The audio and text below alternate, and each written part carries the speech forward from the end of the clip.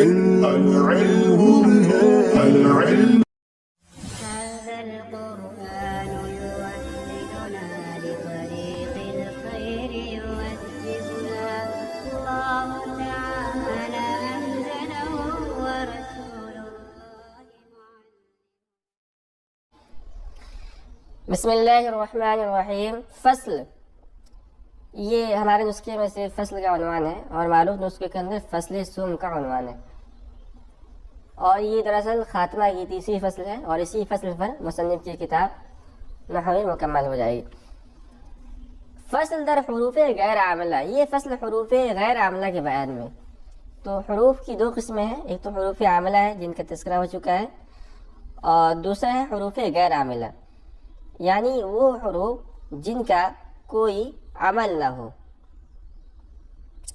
اور ان کی تعداد بیان کی صاحب کتاب نے وہ 16 قسم ان کی 16 قسمیں ہیں۔ اب ان 16 قسموں میں سے ہر ایک کو ایک ایک کر کے بیان کرتے جائیں گے اور مثالیں بھی بیچ میں دیتے جائیں گے۔ اول حروف تنبیہ، کہہ رہے کہ حروف غیر عاملہ کے 16 قسموں میں سے پہلی قسم حروف تنبیہ ہے۔ وآ سے اس، اور یہ 3 ہیں، پہلا ہے الا، دوسرا ہے اما اور تیسرا ہے ہا۔ دوم حروف ایجاب، دوسری قسم ہے حروف ایجاب۔ وآ شس است، اور یہ 6 ہیں۔ حروف ایجاب سے مراد وہ حروف ہیں جن کے ذریعے کسی کو جواب دیا جائے، اور ان کی تعداد 6 ہے۔ پہلا ہے نام، دوسرا ہے بلا، تیسرا ہے اجل، چوتھا ہے ای، پانچواں ہے وجیر، اور ساتواں ہے وَإِنَّا۔ تو ان کے ذریعے سے جواب دیا جاتا ہے۔ سول حروف تفسیر، تیسری قسم ہے حروف تفسیر۔ حروف تفسیر یعنی وہ حروف جو کسی مجمل اور مبہم بات کی تفسیر اور وضاحت کریں۔ وآ دو اصل، اور ان کی تعداد 2 ہے، پہلا ہے ای اور دوسرا ہے ان۔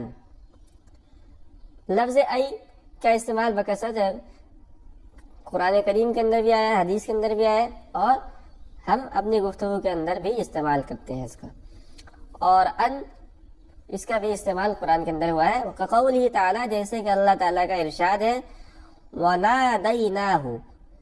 تو اس مثال کے اندر این یا ابراہیم، یہ ان جو ہے حرف تفسیر ہے، اور یا ابراہیم یہ ہے تفسیر، اور نادیناہو یہ مفسر۔ نادیناہو یہ فعل قول کے معنی میں ہے، اور اس کا مفعول بھی مقدر ہے جو بلفظن ہے۔ تو تقدیر بات ہوگی وَنَادَيْنَاهُ بِلَفْظٍ، ہم نے ان کو ایک لفظ کے ذریعے سے پکارا، اور اس لفظ کی تفسیر ان نے کی ہے، ان یا ابراہیم یعنی اے ابراہیم۔ چہارم حروف مصدریہ، چوتھی قسم ہے حروف مصدریہ۔ حروف مصدریہ ان حروف کو کہا جاتا ہے جو اپنے مدخول کو مصدر کے معنی میں کر دیتے ہیں، اور ان کی تعداد 3 ہے۔ وآ سے اس، اور یہ 3 ہیں، پہلا ہے ما، دوسرا ان، اور تیسرا ہے انا۔ کہہ رہے کہ ما اور ان در فعل رون، یہ جملہ فعلیہ پر داخل ہوتے ہیں۔ تا فعل بمعنی مصدر باشد، اور فعل کو مصدر کے معنی میں کر دیتے ہیں۔ پنجم حروف تحزیز، پانچویں قسم حروف غیر عاملہ کے حروف تحزیز ہے۔ عبارت فعل کا مصدر ہے، اس کے معنی آتے ہیں ابھارنا۔ وآ چہار است، اور ان کی تعداد 4 ہے، پہلا اللہ، دوسرا ہے حلہ، اور تیسرا ہے لولا، اور چوتھا ہے لوما۔ یہ حروف اگر فعل ماضی میں داخل ہوں تو مخاطب کو ترک فعل پر ملامت کرنے کے لیے آتے ہیں، جیسے اللہ صلیتا، تو نے نماز کیوں نہیں پڑھی۔ اور جب فعل مضارع میں داخل ہوتے ہیں تو مخاطب کو فعل کرنے کی ترغیب دینے کے لیے ہوتے ہیں، جیسے الا تصلی، تو نماز کیوں نہیں پڑھتا۔ ششم حروف توقع، چھٹی قسم ہے حروف توقع۔ حروف توقع یہ ایک ہے اور وہ ہے قد، وآ قد اسب، اور وہ قد ہے، کس لیے آتا ہے؟ برائے تحقیق در ماضی، یہ فعل ماضی میں تحقیق کے لیے آتا ہے، و برائے تقریب ماضی بحال، اور تقریب کے لیے آتا ہے، و برائے تقریب ماضی بحال، اور ماضی کو حال سے قریب کرنے کے لیے آتا ہے، و در مضارع برائے تقلیل، اور فعل مضارع پہ جب داخل ہو تو یہ تقلیل کے معنی پیدا کرتا ہے۔ ہفتم حروف استفہام، ساتویں قسم حروف استفہام ہے۔ حروف استفہام وہ حروف ہیں جو کسی بات کے پوچھنے کے لیے وضع کیے گئے ہیں۔ وآ سے اس، اور ان کی تعداد 3 ہے، پہلا ہے ما، دوسرا ہے حمزہ، اور تیسرا ہے حل۔ ہشتم حروف ردا، 8ویں قسم ہے حروف ردا۔ وآ کلا است، اور وہ کلا ہے بیمانہ باز گردانیدن، جو کسی کام سے روکنے کے معنی دیتا ہے۔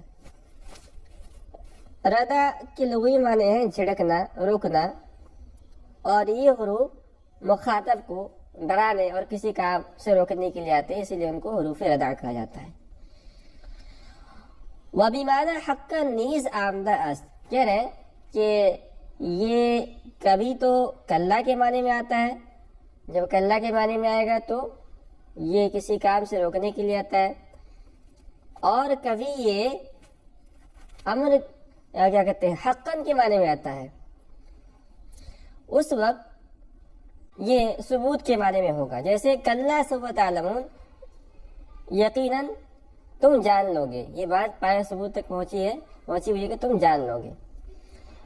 نہم تنوین، حروف غیر عاملہ کی 9ویں قسم ہے تنوین۔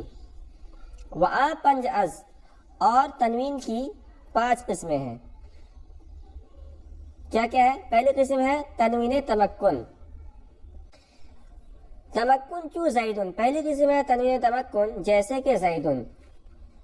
تنوین تمکن اس تنوین کہتے ہیں جو اسم کے منصرف اور متمکن ہونے پر دلالت کرے۔ وہ تنکیر، دوسری قسم ہے تنوین تنکیر۔ تنوین تنکیر اس تنوین کہتے ہیں جو اسم کے نکرہ ہونے پر دلالت کرے، چون سہین جیسے کہ سہین، ای اس کو سکوتاً تاماً فی وقت ما، یعنی تو خاموش ہو جا، ایسا اس کو سکوتاً تاماً تم مکمل خاموش ہو جاؤ، فی وقت ما کسی وقت کے اندر۔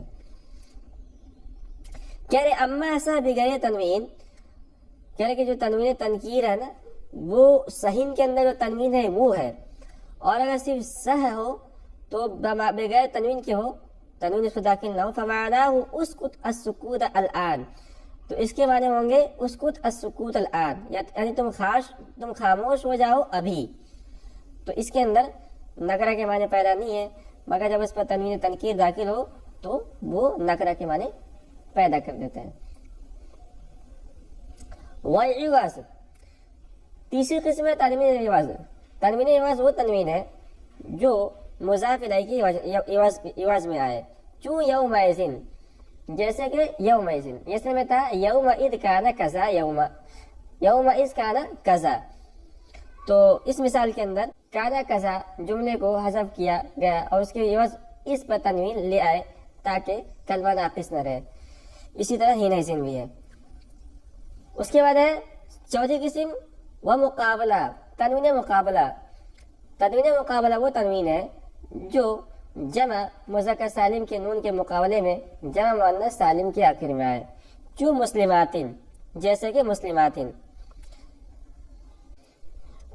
پانچویں اور آخری قسم ہے تنوین ترنم، ترنم کے در آخری ابیات باشد، اور تنوین ترنم جو اشعار کے آخر میں لایا جاتا ہے، جس کو دیکھیے ترنم کے لغوی معنی آتے ہیں گانا، اور علم نحو کے اصطلاح میں تنوین ترنم اس تنوین کو کہتے ہیں جو اشعار اور مصرعوں کے آخر میں تحسین صوت کے لیے لائے جاتے ہیں، جیسے شعر دے رہے ہیں، شعر، اس شعر کے اندر تنوین ترنم کا استعمال کیا گیا ہے۔ شعر ہے اقل اللوم عازل والعتابا وقولی ان اصبت لقد اصابا، اس کا ترجمہ ہے اقل اللوم عازلا، اے ملامت کرنے والے تو ملامت اور عتاب کو کم کر دے، اے ملامت کرنے والی تو ملامت اور عتاب کو کم کر دے۔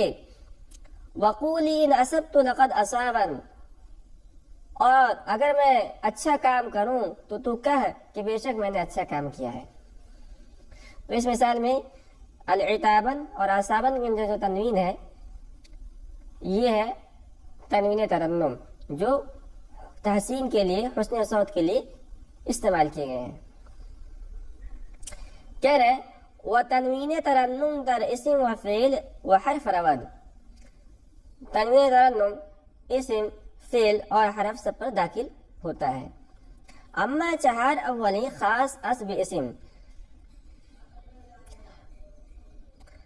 اور تنوین کی جو پہلی 4 قسمیں ہیں وہ اسم کے ساتھ خاص ہیں، یعنی صرف وہ اسم پر داخل ہوتی ہیں۔ تو تنوین ترنم جو ہے اسم، فعل، حرف سب پر داخل ہو سکتی ہے، اور جو اس کے علاوہ اور شروع کے 4 ہیں وہ صرف اسم پر داخل ہوتی ہیں، فعل اور حرف پر داخل نہیں ہو سکتی۔ اس کے بعد ہے دہم نون تاکید در آخر فعل مضارع ثقیلہ و خفیفہ۔ 10ویں قسم ہے حروف غیر عاملہ کی نون تاکید جو فعل مضارع کے آخر میں ہو، خواہ نون ثقیلہ ہو یا نون خفیفہ ہو، اور یہ فعل مضارع کے بارے میں تاکید پیدا کرنے کے لیے استعمال ہوتے ہیں۔ نون خفیفہ کے اندر تاکید کم اور نون ثقیلہ کے اندر تاکید زیادہ ہوتی ہے۔ چوں اضربن و اضربن، چوں اضربن و اضربن، جیسے اضربن اور اضربن، تو اضربن اس کے اندر نون ثقیلہ کا استعمال کیا گیا اور اضربن کے اندر نون خفیفہ کا استعمال کیا گیا۔ یازدہ حروف زیادت، 11ویں قسم ہے حروف زیادت۔ حرف اس، اور ان کی تعداد 8 ہے۔ کیا کیا ہے؟ ان و ان و ما و لا و من و کاف و با و لام۔ کہہ رہے 4 آخر در حروف جر یاد کردہ شد، کہہ رہے آخر کے 4 یعنی لام، با، کاف، بن، ان کا تذکرہ حروف جر کے اندر ہو چکا ہے، اور ان کے حروف زائد ہونے کا مطلب یہ ہے کہ اگر ان کو کلام سے حذف کر دیا جائے تو ان کے حذف کر دینے سے کلام کے معنی میں خلل واقع نہیں ہوتا ہے، لیکن یہ بیکار بھی نہیں ہوتے، اس لیے کہ کلام میں ان کے بہت سارے فائدے ہوتے ہیں، جیسے کلام کے اندر حسن پیدا کرنا اور شعر میں استقامت پیدا کرنا، تو ان سب فوائد کے لیے ان کا استعمال کیا جاتا ہے۔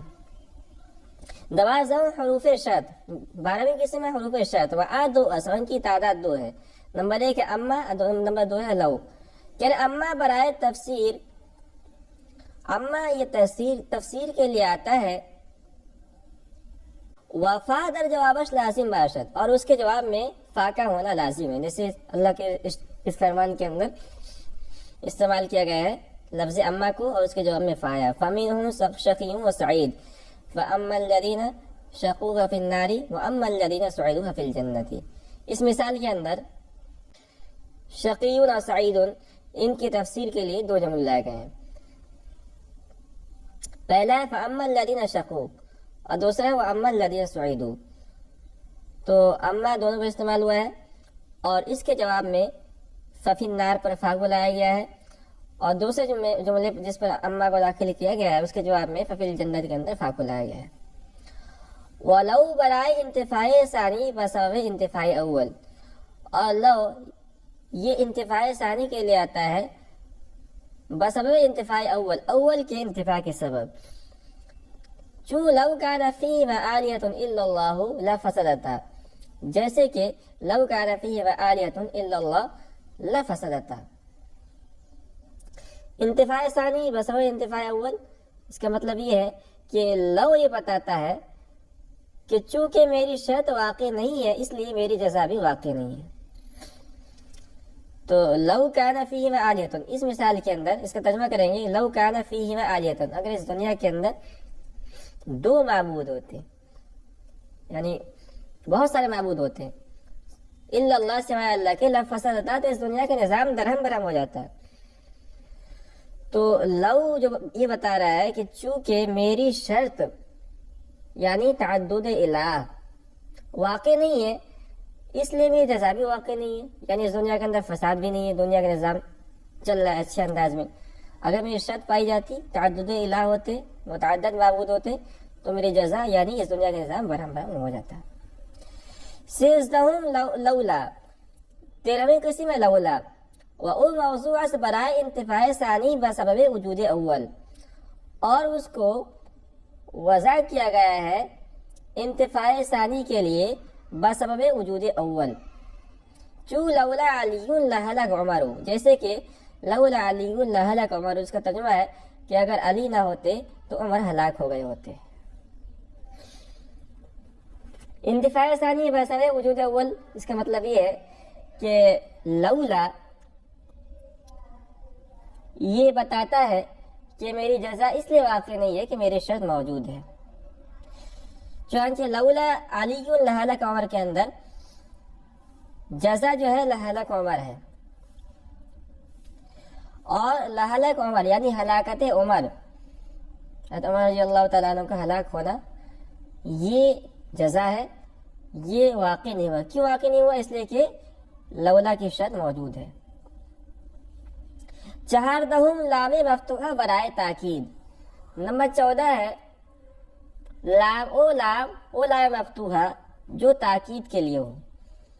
چون لزید افضل من عمرو، جیسے کہ لزید افضل من عمرو، اس کے اندر جو لام ہے یہ ہے لام مفتوحہ برائے تاکید، اور اسی مفعول دونوں بداخل ہوتا ہے.